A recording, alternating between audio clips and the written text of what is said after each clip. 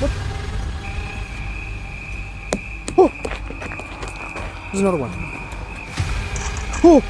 No way! No way! So I'm thinking somewhere right in here. ¿Te lo escucharon? ¿Qué fue? ¿Te lo puedes captar? Allá. Oh, un grito. ¿Escuchan? Sí. A ver, me voy a poner al lado. ¿Sí ven cómo detecta?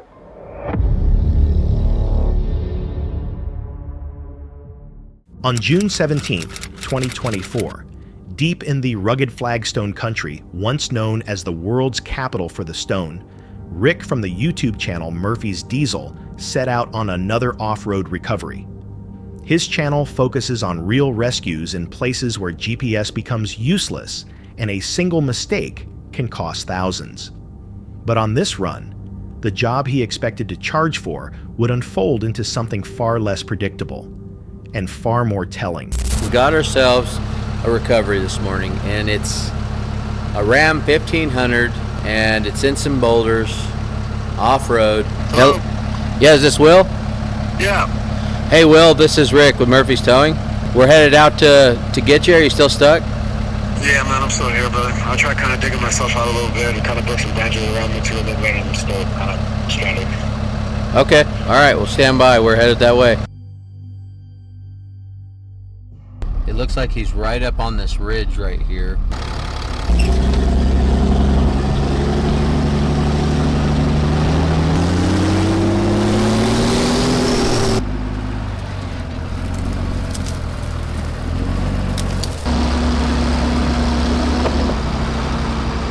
So I'm pretty sure we're on the right track. You could see where his pickup was really having a tough time right here.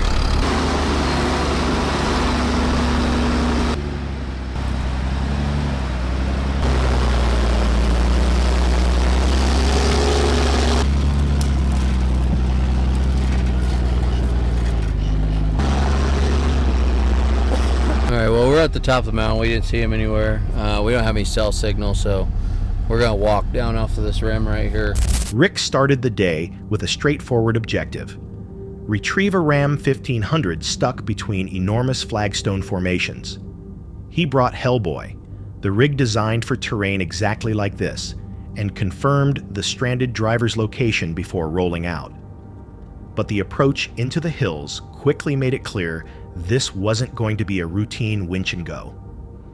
As he climbed along the rocky ridge, the shape of the Ram finally appeared, far from any trail, wedged between tightening walls of stone.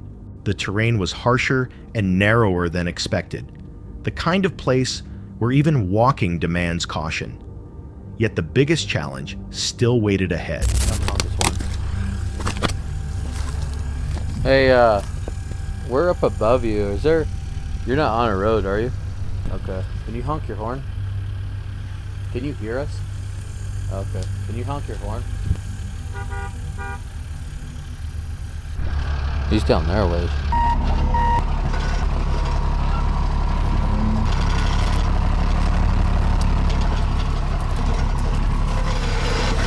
So I'm thinking somewhere right in here.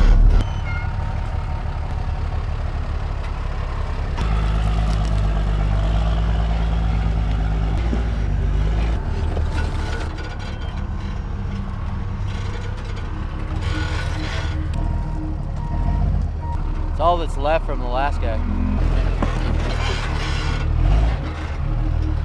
So I've found his tracks. Look at over on the other side of us. The ground's all tore up, so we're getting close.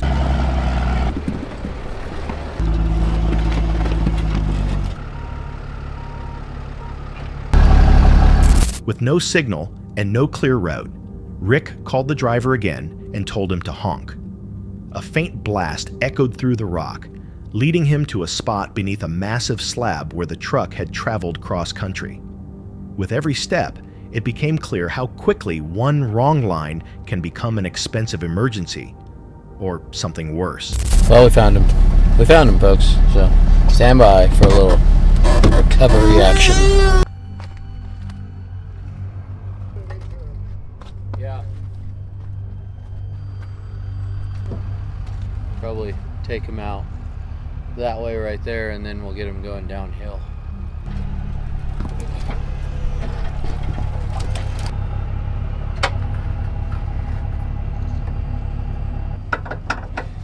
So right here we're gonna get some uplift to get it off of this rock, and then we're gonna run snatch block off the rear to get some side pull. So I'm using a McKissick snatch block, way overkill. So here's what we got going on. Back line is gonna give us lift. This is gonna give us side pull. So we lift off the rock, come sideways, get it up like right here. Okay, turn your wheels to the right. Put it in neutral and hold the brakes.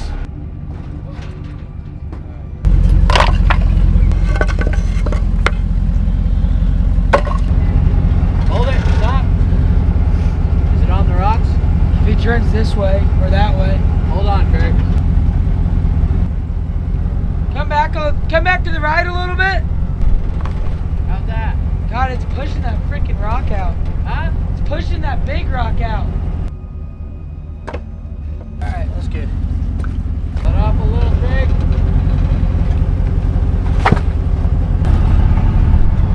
All right, hold it. He's sliding off this rock. Huh? He's just sliding backwards. Got it up here, somewhat level ground, stable now. I'm gonna pull forward, got my winches free spooled, and then we'll set it up here on top. Sound like a good plan? Turn your rear steer that way. Need to back up a little? Huh? That's good. Right there. Stop. When Rick reached the ram, the scale of the trouble was obvious. He set up a dual winch system, one line lifting, the other pulling sideways, because the truck wouldn't budge. The strain was so intense, it caused the stone itself to shift as Hellboy pulled. Once the ram finally made it onto flatter ground, the job still wasn't finished. You know how they say you can wash dishes to pay your tab? What you gonna ask me to do? This guy's gonna film to pay his bill, folks. That's cool with me. This man's a hero, guys. This man's a hero. Murphy's diesel, Murphy's tow.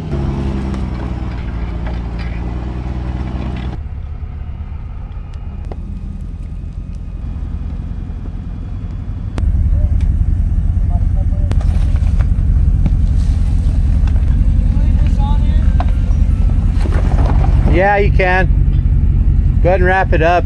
We might need it. We might need it again. Pull forward a little? Nah. We'll get Hellboy over here. We'll just stay hooked up. All right, so truck stuck again. Just as I thought, we were gonna struggle getting it out.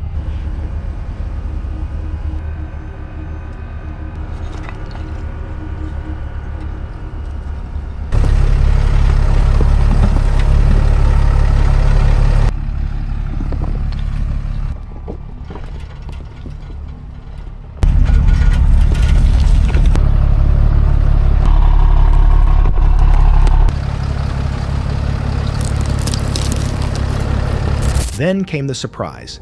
Instead of passing the driver a bill, Rick handed him a camera. Will filmed the final recovery as Hellboy pulled the ram back through the trees and guided it all the way out. By the end, the truck was free, the account was settled, and Will's gratitude was unmistakable. Many viewers noted how dangerous this terrain is, and how pricey a recovery like this can become. Comments questioned why anyone would take a 2WD truck into an area like that, suggesting the situation must have escalated faster than the driver admitted. Some even wondered what pushed him so deep into those rocks to begin with. Was it simply a bad decision, or something that drove him out there with more urgency than he let on? Either way, the question lingers. On September 9th, 2025, deep in the isolated mountains near Harrison Hot Springs in British Columbia, a region many consider the Sasquatch capital of Canada, Angelo and his friend Lomar began another search for the unexplained. Their channel, Exploring with Angelo, focuses on remote camping, wilderness investigations, and chasing strange reports in places most people would never venture. But this time, the quiet of the forest felt unusually aware of them. What's up, everyone? Welcome back to a brand new adventure. We are back out here in Harrison Hot Springs. Here we're actually in the Sasquatch capital of Canada. The most sightings. Hopefully we today capture Bigfoot on camera. That is my ultimate goal. I want to see him either crossing a road or something. Over the past year and a half, we've come out twice, once in October, once in July. Now we're out here again in August. There's so many stories of Sasquatch or Bigfoot being out in this particular area. After arriving in Harrison Hot Springs, Angelo laid out their mission. This part of British Columbia had earned its reputation as the Sasquatch capital, and their objective was straightforward: capture evidence of Bigfoot. The forest around them seemed unnaturally still, almost as if listening. Even before heading deeper into the backcountry, the sense of being watched was already there, and the woods responded sooner than expected. Now the other thing too is, let's just hope we don't get a flat tire, because we got this wheel bearing replaced yesterday. They checked out the tire, which kept going flat because of the heat from the wheel bearing. We went to a gas station to pick up ice for our cooler, and the thing was literally on 10 PSI basically. All right, we're approaching the Visitor Center and Sasquatch Museum. Almost there. That's what I'm looking for. So basically here, what we're gonna do is drive all of this. And if we have time, maybe tomorrow we'll go into this area, since there's been a lot of sightings over there as well. So there you go. It's got lots of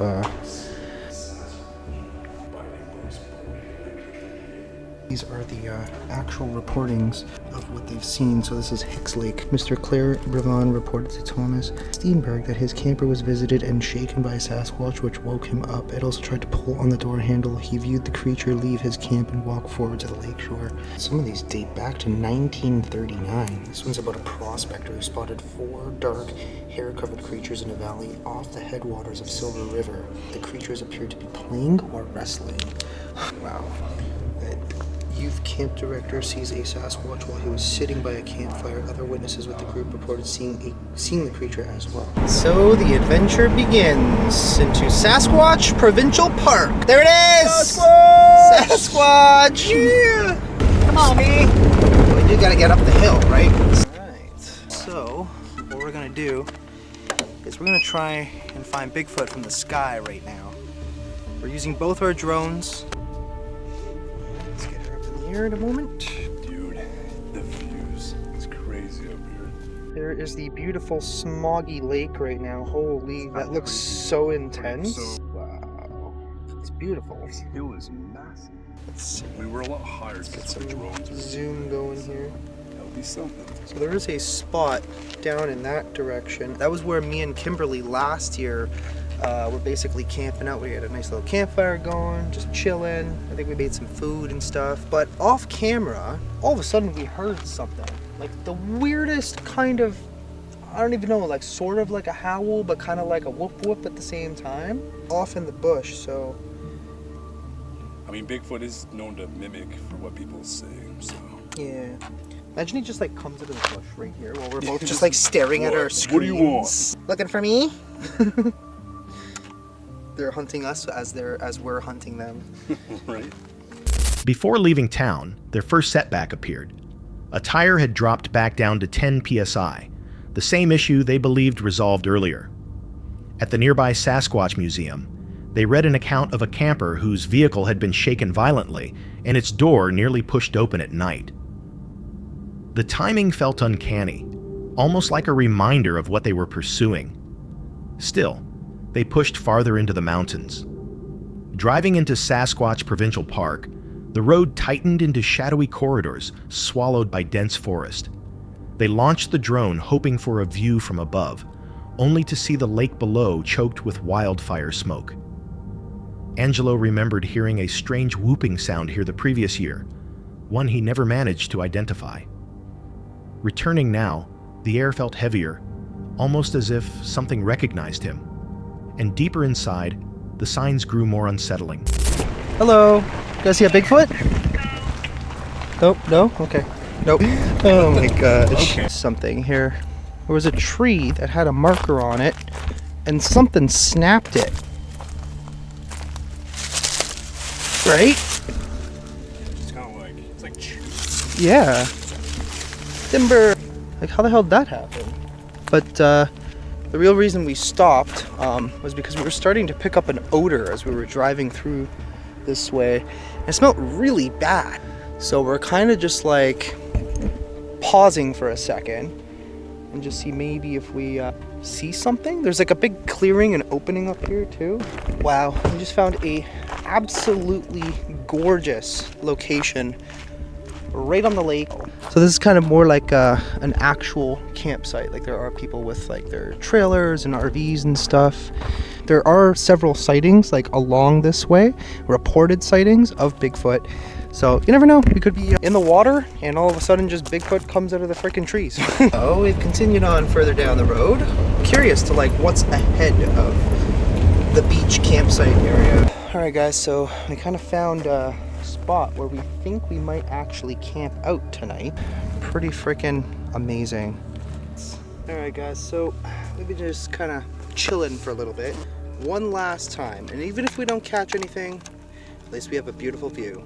That is for damn sure. I also just noticed something on the ground here. Ugh. There's a bullet casing. Looks like an AK bullet, I think. Anyway, doesn't matter. Not seeing anything, not even a bear. Nothing. Well, that's pretty much it, I guess. Not gonna see anything from the sky. Far from any main path, they discovered their first clue. A tree snapped clean in half, broken in a way that didn't match the storm damage or natural decay.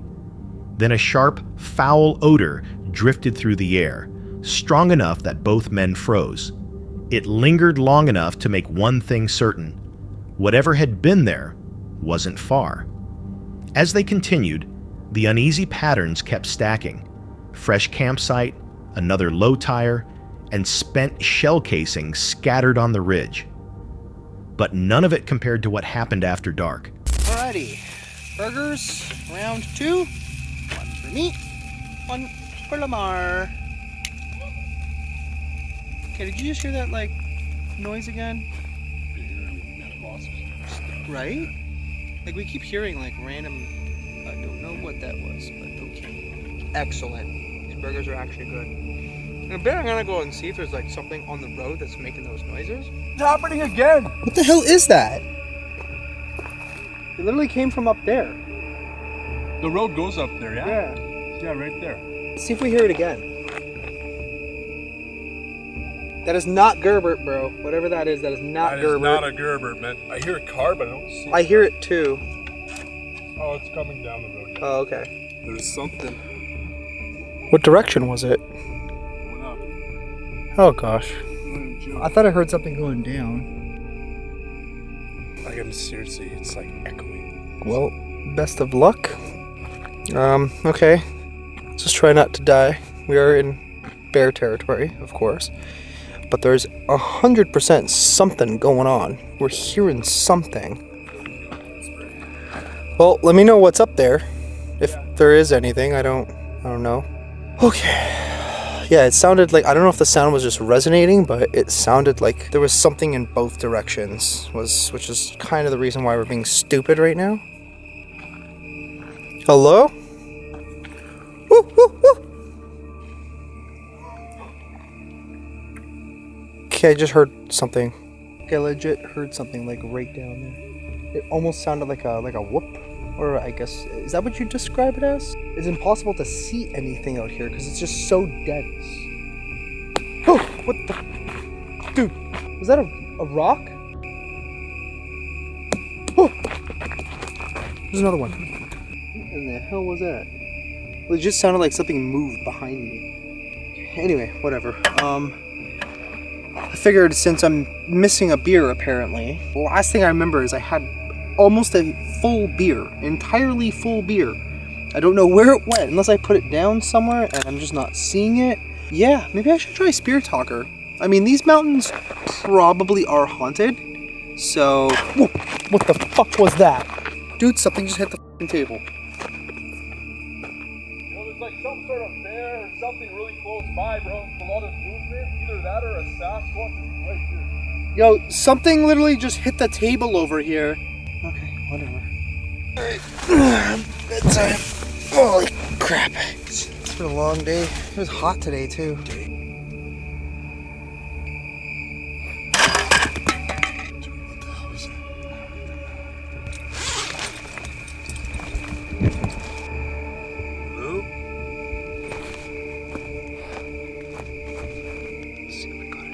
Oh, no way! Would have been one of these. Bro, it literally hit the table, man. That was absolutely messed up, dude. Could it have been this one? I have no idea. Oh, dude, smell this rock. Literally smell the rock. What the hell is that smell, man? I don't know. I usually don't smell rocks. No, but like it had a stench to it when I picked it up. Night changed everything. 2 large rocks landed near Angelo on the trail, forcing them to retreat to camp. Later, a full beer disappeared from the table without a sound. Then, sometime after 1:30 a.m., something slammed the ground outside their tent, hard enough for them to feel the impact. Reviewing the footage, they found the moment an object was thrown at their table. When Angelo picked up the rock afterward, the same foul smell clung to it. Neither of them slept. They just listened, realizing something had been standing right outside. Viewers later pointed out well-known patterns: accurately thrown rocks, strong odors before encounters, and objects taken from camps. Some mentioned reports describing juvenile Sasquatch as curious but unpredictable. Others warned that whatever hit the ground beside their tent wasn't small. If those sounds weren't Lomar, the missing beer wasn't an accident, and the rock carried a smell that didn't belong. Then what exactly stayed near their camp long after the forest went quiet? In October 2024, Cellegrini, the creator behind a travel and exploration channel known for visiting remote locations and sites steeped in unsettling folklore, journeyed with a shaman named Unicornio Negro to an abandoned mansion hidden on an isolated island. The house had been untouched for more than 20 years, carrying a past shaped by tragedy and whispers of ritual activity. From the moment they arrived, the air felt thick, as if the place held stories waiting to rise. Tomamos esta lancha, más o menos la manejamos bueno, no la manejé yo, la manejó el señor. Sí. ¿Cuántos años más o menos tiene abandonada esta casa? Ya tiene más de 20 años este lugar. Como a este lugar no viene nadie. Sí, ¿no? Y aparte la naturaleza hizo lo suyo Sí. En este lugar en donde vamos a entrar hay muchísimas historias. Estas historias que te voy a contar son reales. Un hombre negro, grandísimo de 3 metros, se ha visto caminando o deambulando alrededor. Por eso estamos el día de hoy aquí, amigos. Vamos a entrar a la casa maldita de la montaña embrujada para justamente ver si los espíritus existen. La historia de la casa embrujada de la montaña maldita comienza con una familia que decide comprar este terreno y hacer su propio hogar. Todo parecía ser un paraíso en medio de una isla solitaria, pero un día, sin previo aviso, el hombre de la casa se desvivió. La familia decidió venderla. Es que algunos años más tarde, la pareja que compró esta casa, un día la esposa amaneció colgada de una ventana del 2º piso. Hoja de cucharo. Esta rama se utiliza dentro de la herbolaria para poder despojar las energías de las personas. ¿Escucharon eso? ¿Sí lo escucharon? ¿Qué fue? ¿Sí lo pudiste captar? ¿Allá? Fue un grito. Sí, fue un grito. Un lamento, ¿no? Sí, como de una mujer, ¿no? Te digo que aquí hay una mujer que en las noches se puede ver y escuchar. Aquí se ha avistado muchísimas demonios. Uno de ellos ha sido el charro. Se cuenta que aquí alrededor lo han visto y aquellas personas que lo han visto no han podido ni siquiera moverse, ni gritar, ni salir corriendo. Solo lo ven y se quedan petrificados. No solamente han visto al charro, sino también han visto a una mujer. Hay que tener muchísimo cuidado porque esta misma energía puede hacer que se desmaye la persona con menos espíritu. Aquí se han desmayado. ¿Por qué te le quedas viendo a Santi? Porque pues yo sé que él es el que trae el espíritu más bajo. Oigan, todo eso que escuchan, no sé qué sea, no sé si sean pájaros o monos, porque en esta isla hay monos. Sí. ¿En esta casa también se hacen rituales satánicos? De hecho, estás adentro de un portal. Alrededor de ti están muchísimas puntos que fueron veladores. Great Box, Ese perfecto. es un punto. A todos los seres que habitan en este lugar, los espíritus impuros, los demonios, incluso a la Santa Muerte, el día de hoy pido se hagan presente todos estos energías, espíritu en este lugar que necesite de nuestra ayuda. Que tu nombre sea, que así se haga. Ómete.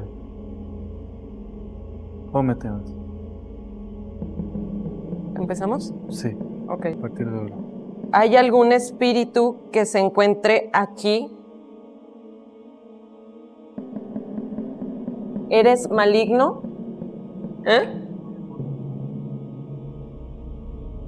Sí, tu cabello se estaba moviendo de este lado. Aquí, ¿verdad? Se alzaba. En un momento acabamos de tener lo que fue una actividad aquí con ella y en el video se muestra cómo su pelo se le empieza a alzar hasta acá. ¿Qué está pasando? ¿Qué estamos haciendo?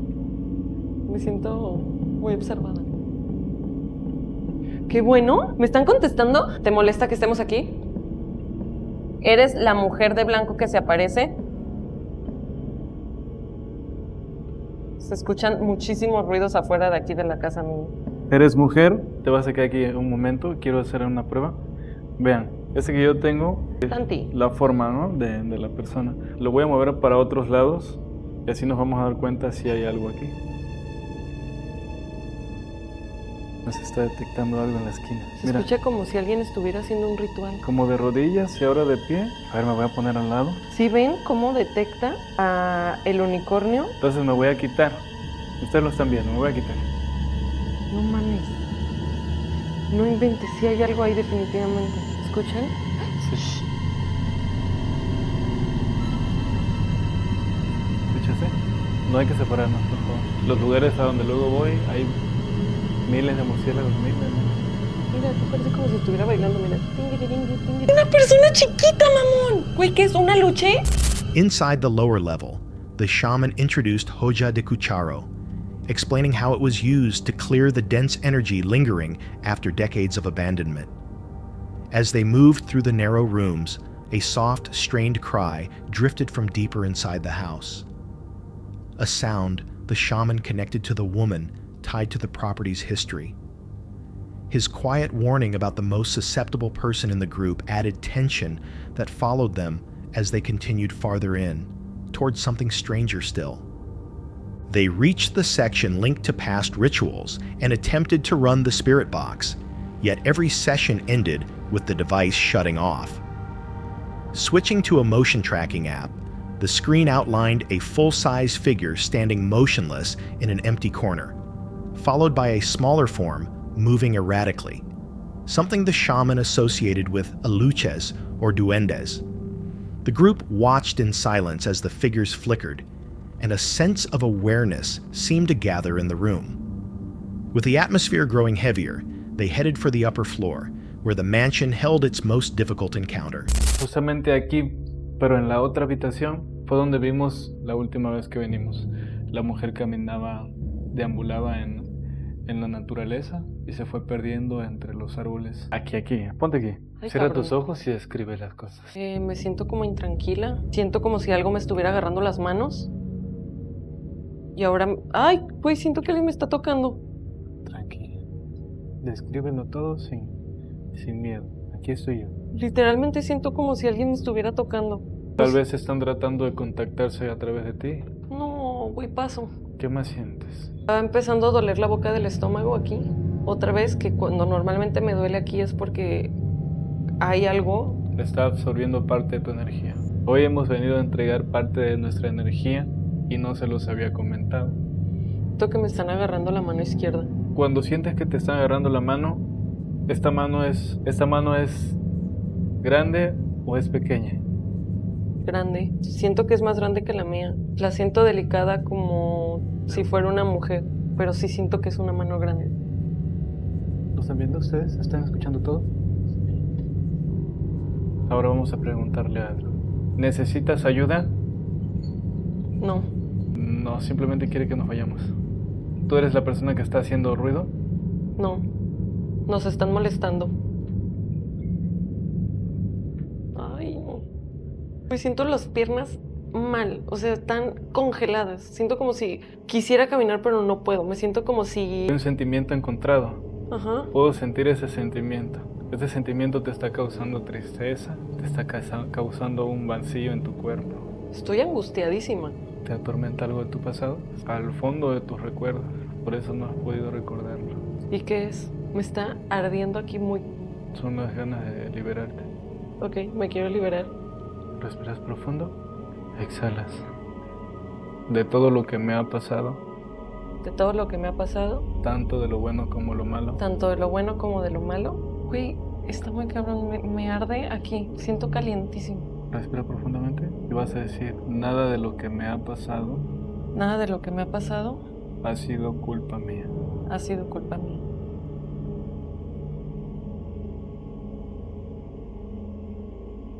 Güey, si estás muy... ¿Estás bien? ¿Estás bien? Vámonos. Güey, no lo puedo creer, no lo puedo creer, no lo puedo creer. ¿Cómo supiste?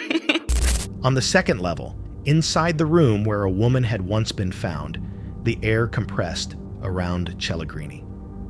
She described the sudden sensation of a hand gripping her own, firm enough that she spoke up. Guided by the shaman, she attempted to respond to whatever lingered there, but her words broke into repeated refusals, each sounding more strained. Her legs weakened, emotions surged unexpectedly, and a long-buried memory surfaced, leaving her shaken enough for the shaman to decide it was no longer safe to remain inside. Throughout the visit, the shaman's explanations about cleansing leaves, wandering spirits, and protective entities framed each moment as part of a broader spiritual landscape. Viewers later noted how the equipment failures and emotional responses aligned with beliefs surrounding aluches, duendes, and the lingering imprint of painful events. As they left the island, the shaman urged caution, leaving an unsettling question behind. Were they reacting only to the mansion's history, or to something actively aware of them? What do you believe truly took place inside that abandoned house? That's it for tonight. Which moment creeped you out the most? Drop it in the comments. Have your own story? Share it with us, and stay tuned. The next one is even darker.